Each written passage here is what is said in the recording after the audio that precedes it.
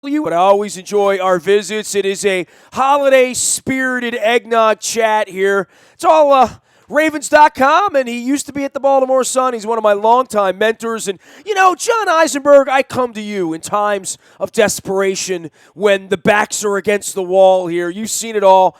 I don't know that I would bet on the Ravens going to the playoffs now. I was a little alarmed by Monday night, to be honest with you. Yeah, well, I mean, I don't think anybody who's been around a little while would blame you. I mean, that was it was a little alarming. There's really no other way to put that. I mean, they walked in there with a lot of confidence coming off that Miami game. They, played awfully well against Miami, and New England really put them in their place. That's really the only way to put it. It was 23-3 in the third quarter. The offense looked, I don't know, jumpy, nervous. That's the only way. Like it did the first 8 or 10 weeks, right? Yeah, I mean, a little worse. I mean, that's a good team they're playing there, so maybe that's why. But the defense was that was alarming. Of course, Jimmy Smith was out. To me, that's always a huge thing for this defense. They actually held up a little better in the second half with Jimmy Smith out, but early on, and it reached 23-3. I mean, Brady's just all over them. They just weren't good enough. I mean, that's clear. So, in typical Raven fashion, I mean, they the other team has to play well too, and the other team made some mistakes. The Ravens took advantage, and suddenly they're driving for the lead. Honestly, a stunning turn of events. So, well, especially given the destination. You don't expect, when the Patriots have you up by 3 touchdowns, you're not expecting them to take their foot off the neck. And you sort of kind of expect that they would never get back in the game. They did, due to, quite frankly, generosity. It's one thing to pick Brady off. It's another thing to make a play. But, the Patriots are just bumbling around back there, and the poor kid from Baltimore, right, was a part of that. But I think it was kind of stunning to the New England crowd. Like, we're not really going to blow a 3-touchdown lead to these guys, are we? And, for a little while, it was close. But in retrospect, I don't look at it and feel good about it at all. No. I didn't feel like it was a comeback. It was a let them back in kind of thing. Yeah, absolutely. And, honestly, I don't think the Ravens really feel that way either. I mean, they got drummed pretty good in that game. And then once they did get close, it was the same old problems. They settled for field goals instead of touchdowns. To me, that's been the biggest issue of the year for the offense. I mean, they moved the chains a little bit, and some things finally started to happen. But they've been settling for field goals all year. That was an issue.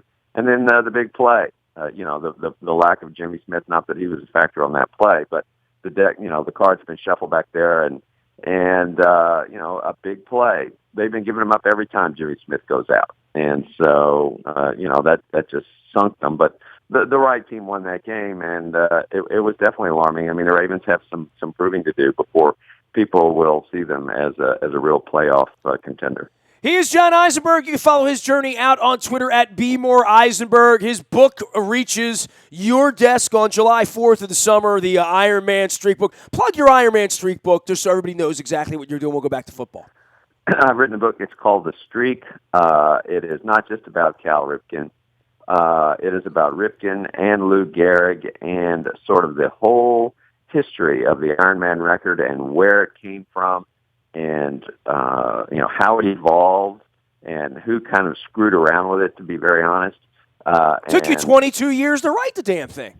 It was an Iron Man feat in itself. Doesn't that crazy? Doesn't that feel like it was a minute and a half ago, you and I sitting out there in 1995, right? I mean, it's really, I've been on the radio 25 years this week. It's my anniversary. And the Ripken thing happened very, very early into my radio, 3 years into my radio career. It felt like I had been around forever from all our days at the Sun, but I am really having trouble digesting that was 22 years ago at this point, right? Yeah, I mean, it's amazing to me. I mean, there are Ripken chapters, and I'm chronicling his career through the lens strictly of sort of endurance and going back to the minor leagues and uncovered all sorts of stuff. But I'm amazed at how little people, to me, it's all pretty fresh, the fact that he was getting ripped for it and all this stuff. And people are amazed at that. So, really? It was negative? I was like, yeah, it was real negative for a long time. And Cal would be the first one to tell you that, the perception of it I'm talking about. And so, yeah, people just don't even remember that stuff. So, maybe this will put things in a fresh light for some new readers. Here's a little journalism for you back in 1995. Obviously, if you remember, I was very close with Mike Messina at that time, and his brother Mark did radio with me. I knew about the Ripken medical issue after the fight, the Hasselman fight, and Ripken and Bozio and all. Ripken got tangled up in the bottom of the pile. I knew about that, but there was no Twitter to report it. Literally, 93. That was in 93. Yeah, literally, I knew about Cal's streak being in jeopardy, but there was no report of that until several days afterward. When he got right, but I knew about it the whole time, and for whatever reason, there was no real way to report it other than in the midst of my radio show, and it wasn't like national news until it sort of leaked out. But, in retrospect, that was a huge, huge part of the story, right? I mean, not just the endurance and what he did, but that was as his wife didn't think he was going to play. He didn't think he was going to play. Mike Messina didn't think he was going to play, quite frankly. I don't think Johnny Oates thought he was going to play, right? No. And there was a whole sort of dramatic scene unfolded behind the scenes. I mean, I was in the clubhouse that day, and Jamie Moyer told me, he said, yeah, it was like, all this hush-hush because they didn't want the press to know, and it was like, is he going to play? He's not going to play. He's not going to play. This is like 2:30, 3:30, 4:30, and then suddenly he emerges. It's like a Superman scene. Oh, right, exactly. The light shining on the 8 there. We're looking forward to reading it. The book is The Streak. It comes out July 4th. John Eisenberg is our guest. You can follow his journey out at Be More Eisenberg on Twitter as well as at BaltimoreRavens.com, where he writes very, very regularly and honestly and all that good stuff. All right, the big play. I was in the press conference when John was asked, and he was adamant that it wasn't Matt Elam, who was a very easy target at this point, being the fresh face on the field and being the much maligned first-round draft pick miss. And then Eric Weddle stood at his locker and took full credit or blame for it. I think Eric's a relatively honest man. I will take that at face value. What say you, John Eisenberg? Yeah, I do. I mean, I wrote that scene very quickly after the game on deadline and took some heat on it, and took some heat for that a little bit, which surprised me on Twitter. People saying, "Are you honestly believe that he's, that it wasn't Matt Elam?" Of course, the truth is, I learned a long time ago, and actually Dean Pease is one has told the media again and again, be very, very careful with assigning blame on pass defense issues, because often what you think you see is not the reality. There's a lot of shifting angles and coverages back there, especially in zone situations. And I think that was the case here. It looked like Elam. He lined up opposite him. To me, hearing Dean's voice in my head and watching that play unfold, he was definitely expecting help. I mean, he wasn't even really trying to cover the guy. He was expecting help, and that's what Weddle said. And Weddle said, yeah, I should have been there. It was a play-action play. He told that they knew was coming, right? That they knew was coming. They knew it was coming, and he said, everybody, it's going to be play action. Don't bite it. Well, he bit too long. It actually, read Belichick's comments after the game. He basically said the same thing. He said, look, I think they bit a little bit on that, a little longer. He didn't call Weddle out, but he said, I think the safety waited a little too long to move or something. I can't remember his exact wording, but he referred to it. It was it's really an embarrassment with the game and the season on, not for Weddle, but just an embarrassing looking play for a defense that was calling itself the number one defense, and the fact that they willed themselves with incredible good fortune back into the game. I found it to be very, very unfortunate, but I don't want to say deserved. I mean, they didn't deserve to win on Monday night. It would have been how many times do teams go to New England and get lucky and get back in a game with 3 times? This never, ever, ever happens. So I guess they deserve to lose, but very, very unfortunate the way that went down. Yeah, and too bad for Weddle. Weddle's been a great addition. What a phenomenal guy. Yeah, phenomenal guy. He's always in a good mood. He's he makes me want to play football, right? I mean, we don't want to play football, but he makes you want to play, right? He really does. He's just incredibly enthusiastic. He's fun.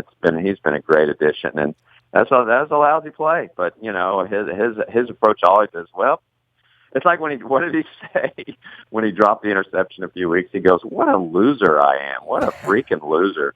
I mean, it's pretty funny. You can't help but like him, but to him, it's like, well, you live and learn, as he said that night. So try to get better and not let it happen again. John, Justin Tucker as MVP of the team. I want to go back to two little bold statements ago where you said they kicked too many field goals. We had Dennis Pittat said we make our kicker look too good around here. I think Suggs had said something, and they all have a pretty good time with Justin Tucker's celebrity. But I don't get one of those MVP votes, or maybe I do, and Luke does it for me. I don't even know. I don't take such things so seriously. I know what my eyes tell me. Justin Tucker's the best player on the team, and this is the second time, maybe the third time in 4 years that's been the case, quite frankly. And that's not a good place to be in Week 14, right? No. I mean, it's nice that we have a kicker that makes 60-yard field goals, but well, it's tremendous. But I did at the bye. I did a quick thing on a column with some awards on it. Those, as you said, I don't put a lot of faith in them either. But I would have him there. I mean, he's won a couple games for him. He hasn't missed all year. I mean, that was a block the other night, but I'm sure it was going in when he kicked it. I mean, I would say he probably is the MVP this year. It's hard for me to find another candidate. I mean, it's kind of funny for it to be your kicker, but I don't know that anyone else has just stood out. I mean, there's been some good play that's enabled them to at least have a winning record at this point. Mike Wallace has played well, and things like that. Brandon Williams has had a great year in the middle, but Zach Orr's had an incredible year. Zach Orr. I mean, there's some good things that have happened, but to me, I don't think any of it measures up to your guy that has won a couple games for you with kicks and has missed all year. All right, so let's say they lose a game here. I don't know which game. We better hope it's not Philadelphia this week, and we'll come back and discuss that a little bit. But Pittsburgh and Cincinnati, to think that they're going to run the table with two on the road in division, in cold weather, in a place in Pittsburgh where they might not have more talent going up there next weekend at Christmas time, this is a tall task. And if Steve Bisciotti is sitting out at the Castle on January the 6th or 11th or whatever that day would be, and this team doesn't play in the playoffs, it falls at Harbaugh's feet, and it certainly falls at Flacco's feet. Maybe not fair, but, the one guy runs the joint, the other guy makes all the money and is a quarterback.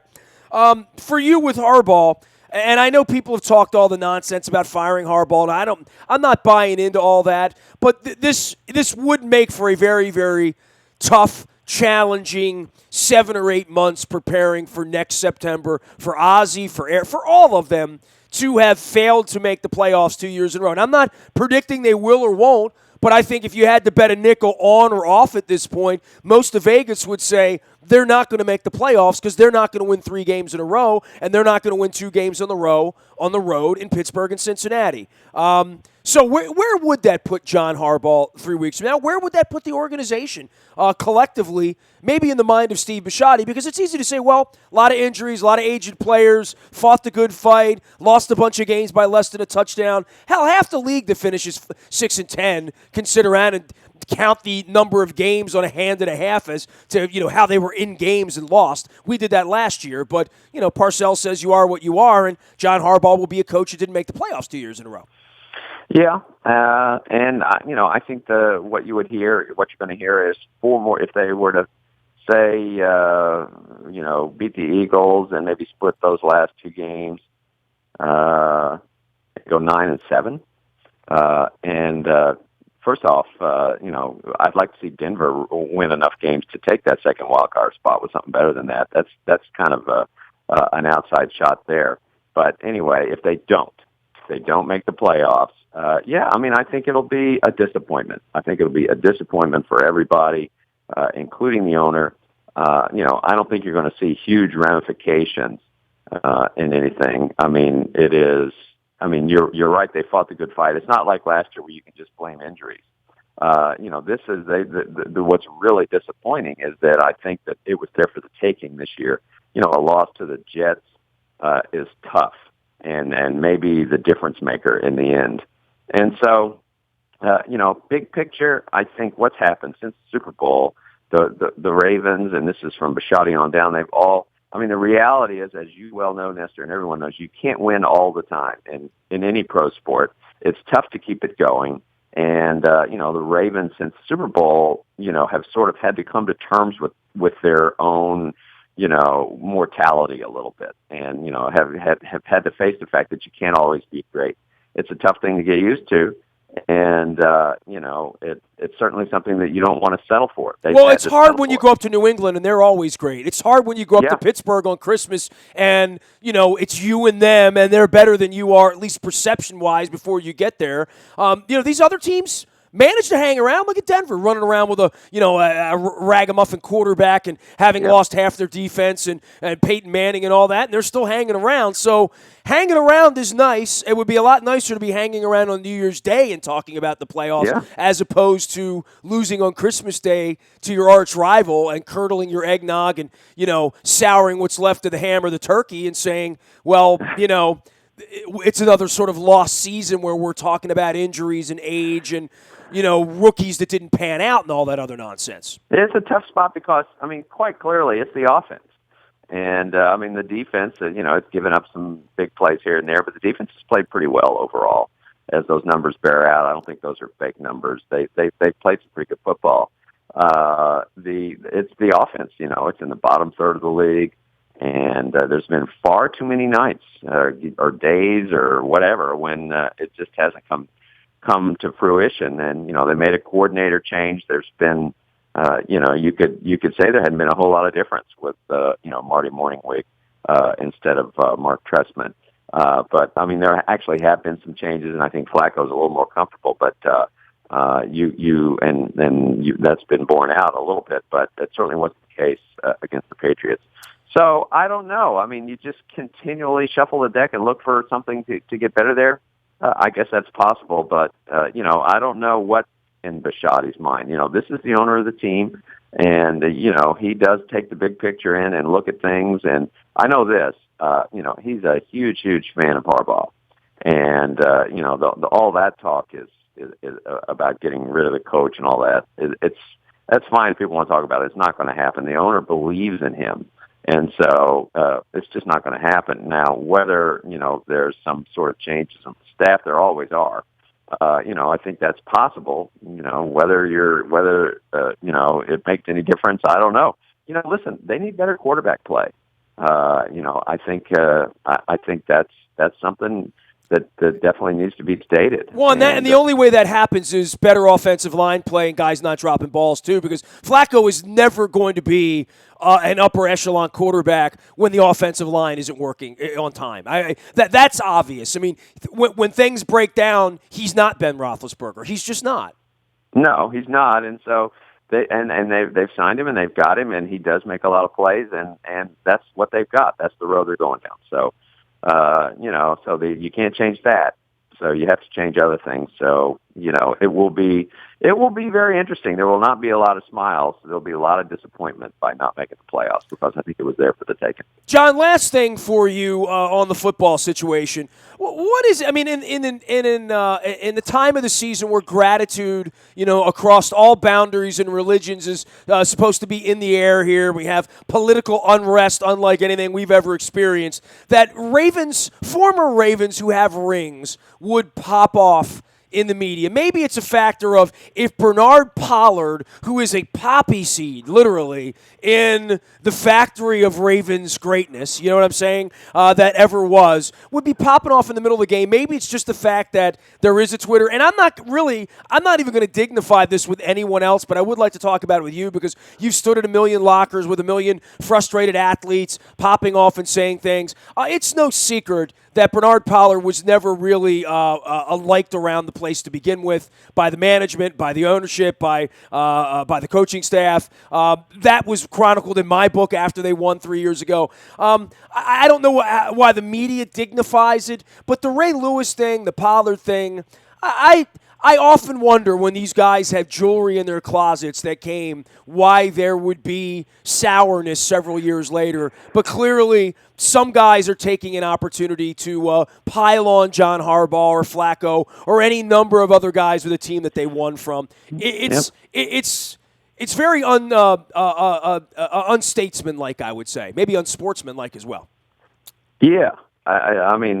I file a lot of it under the category of whatever. Good for you. I mean, 95% of the athletes who have ever played anywhere have sour grapes about something.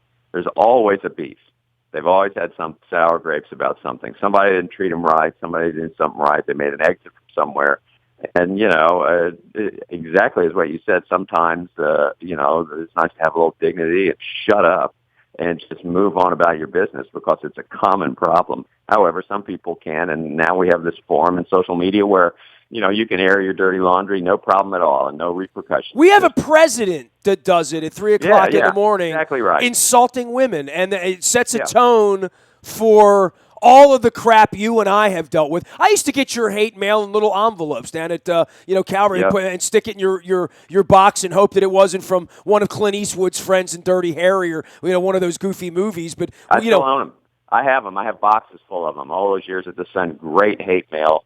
With disturbing hate mail. I mean, literally, back in the day, it literally was like the old Dirty Harry movies where people would do maniacal things and send maniacal things, let alone powder and, anything like that. But in the era of Twitter, it's I mean, as much as you and I love media and love the medium and you've taught it and you've lived it and we both have, I'm 25 years into sitting here and trying to talk sensibly to people, when the conversation is led by this incoming president, it trickles down to people like Bernard Pollard, who were popping off when he wore the helmet, which was part of the problem, which is why Harbaugh didn't want him around, quite frankly. And Flacco had differences with him, and his own teammates had differences telling him to sit down and shut up when he was playing.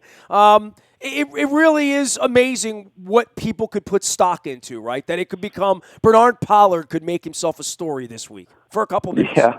I think, I don't know that they're seeking attention. I guess the attention is what, they're out of the league now. I think they're seeking vengeance in some way for something that there should be no vengeance about. You got a Super Bowl ring, you were well paid, and they kept you as long as they wanted you. That's NFL, stands for not for long. Your agent told you that on draft day, right? Yeah, and it's as I said, it's a common problem. Every athlete has beef, and fortunately, the vast majority of them just mouth off to their families. And, because it's just not news. It's just not news. I think it's fair if he wants to question whether Harbaugh's a good coach and all this stuff, that's fine if he wants to question that, and believe that. And everybody has their opinions and you're entitled to them. But, it comes off as sour grapes and it's just, as I said, I don't spend 20 seconds on it. It's like, I don't want to hear it, to be honest with you. It's just like it means nothing, and it's just not even very interesting. It's as light as a feather blowing in the wind. They're going to win, John. They're going to win 3 in a row. I mean, again, if you had to bet red or black, I love the team. You know that. And I'm going, I'm going full bear through Christmas and New Year's, and you'll see me in Cincinnati and all that. But I definitely have some concerns here. I mean, I've bet on them the whole way. I didn't like Monday night at all. Yeah, well, I'm with you. I mean, I think they will turn around. I think beat the Eagles. I agree with that. I agree with that. Been pretty good at home this year, and I expect things change so dramatically week to week. Obviously Pittsburgh is the tough one. That's not even breaking news there. And I think what they're going to be walking into up there, forget, the stakes and all that. The Steelers are tired of losing to the Ravens. They've been losing constantly the last. We do beat their ass a lot. It's a lot of fun. I know. and here they have got a great opportunity to this is a team that's knocked the Steelers out of the playoffs at home. Yeah, we bloodied their nose a little bit lately. It's nice. Yeah. I like it. And so, believe me, that's going to come up in Pittsburgh. They're going to be highly motivated. That doesn't mean that they're going to win, but that's going to be a highly, I'm talking above average motivated Pittsburgh team. They're playing a very tough situation. I am going to do my part and send my Facebook crockpot status to Mike Tomlin at some point early in the week. See if I can draw a holiday smile out of him. So, hey, great having you on, John, and good luck finishing up the book and doing all that stuff. We'll be reading your work here through the holidays and hoping we have happy stories to read of yours on Sunday night and Monday morning.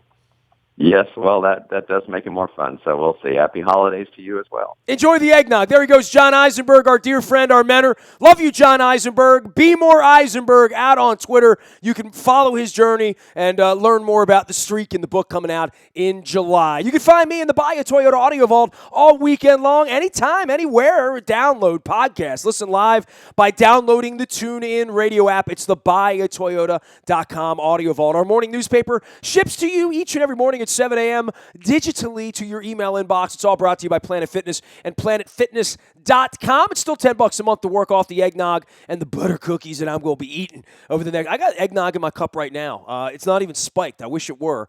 But I'd be lying if I said it were. I mean, I'd tell you the truth if it were spiked. It's just a little early in the day for me at this point. Last but never least, any breaking news happens first on the WNST Tech Service. That is brought to you by Coons Ford of Security Boulevard. And Dennis Kolatzos will be here on Thursday, driving you home, getting you ready for football. Tuesday night, we got Mike Wallace who will be swabbing for the Bone Marrow Registry up in Hartford County at Adams Jeep in Aberdeen. Been a little while since we've been up there taking the, speaking of Steelers Week, Mike Wallace, Steelers Week? Aberdeen, going to be a good time. Come on out, bring your spit. All for There Goes My Hero and the DKMS, and for the Bone Marrow Registry, Mike Wallace, Tuesday night. Hopefully we have a victory party after a win over the Eagles on Sunday. Nasty at WNST.net reaches me. Facebook, Twitter, LinkedIn, Snapchat, Instagram, and streaming live on our Facebook as well as our YouTube WNSTV channel. We are WNST.net, AM 1570, and WNST Towson, Baltimore, and we never stop talking Baltimore sports.